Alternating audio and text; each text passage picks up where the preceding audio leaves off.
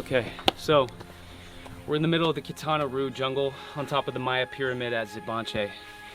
And what I wanted to do today is just kind of show you guys what life for a royal family inside of the Maya world, or potentially the Khan dynasty, may have been like on top of an ancient pyramid.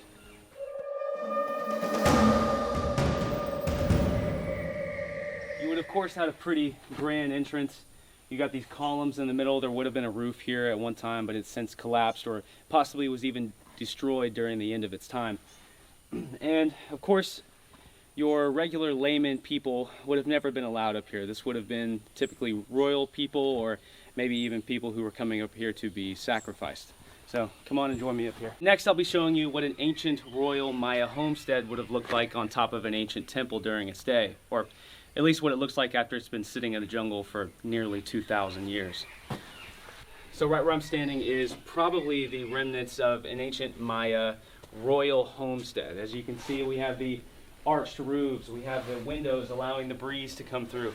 There would have been a bed here. There would have been costumes for ancient rituals here. So one of the things you'll notice in a lot of these royal palaces or temples is that the walls are incredibly thick. Now that's not just for structural support. It's very hot here in the jungles of Quintana Roo, or really the Yucatan Peninsula as a whole. All of the Maya world is very hot, very humid. So these thick walls, and as you can see over here, these thick walls helped keep the heat out, kept it cool during the day and even cooler at night. So I'll show you more inside the interior of the temple as well.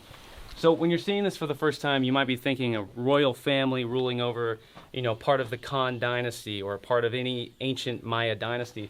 This might be a pretty small, narrow home for them.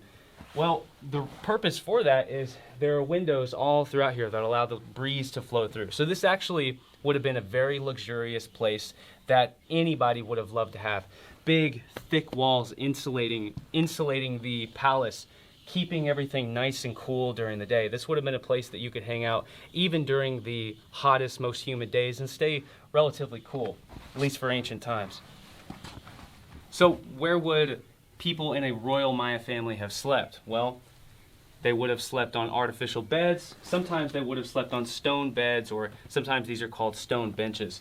Now, they would have, of course, been cushioned, but we can only assume that at one time these would have very likely been beds for royal people to sleep on. So these wooden beams that you see above me in the arched doorways, these are original beams. They've been here for just about 1,000 years, maybe even pushing 1,500 years now. Those are the original beams.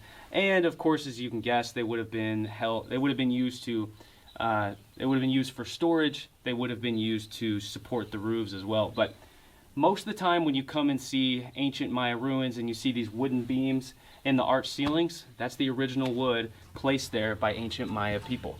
So over here in this flat area overlooking the rest of the city, it can't be proven, but it's probably pretty likely that there were sacrificial rituals being performed right here.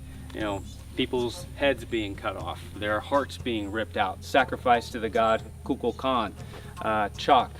It could be any plethora of gods. It's not really something that we can prove, but very likely there were sacrifices being performed here at one time, potentially even right here, for the rest of the city of Dzibanche to see. One of the final things I want to show you is at the back interior of the center of the palace, or the top of this royal temple, is something that's pretty enigmatic, and its meaning hasn't been fully appreciated thus far. It's not even fully understood. But these T-shaped windows that are 100% intentional can be seen all over the ancient Americas, from North America to Central America, even South America. The purpose behind these and the significance is not yet known. Perhaps it's astronomical, perhaps it is esoteric or symbolic of some sort. But this is just something I wanted to show you. So there's a whole wide range of architectural styles and building styles throughout the world of Mesoamerica, specifically in the Maya world. But this is just one example of an ancient royal temple, or the top of a pyramid, or it could have even been used as a palace. These aren't all things that we can prove, but this is just an example of what the world of the ancient Maya would have been like for a royal family. It's pretty amazing. If you enjoyed this video, then please like and subscribe for more, as that's really all you have to do to help out our channel. This is just the very first video in a long, multi-part series called Jungle of Stone. Thank you so much again to all of my patrons and YouTube members. I'm Luke Caverns, and we'll see you next time.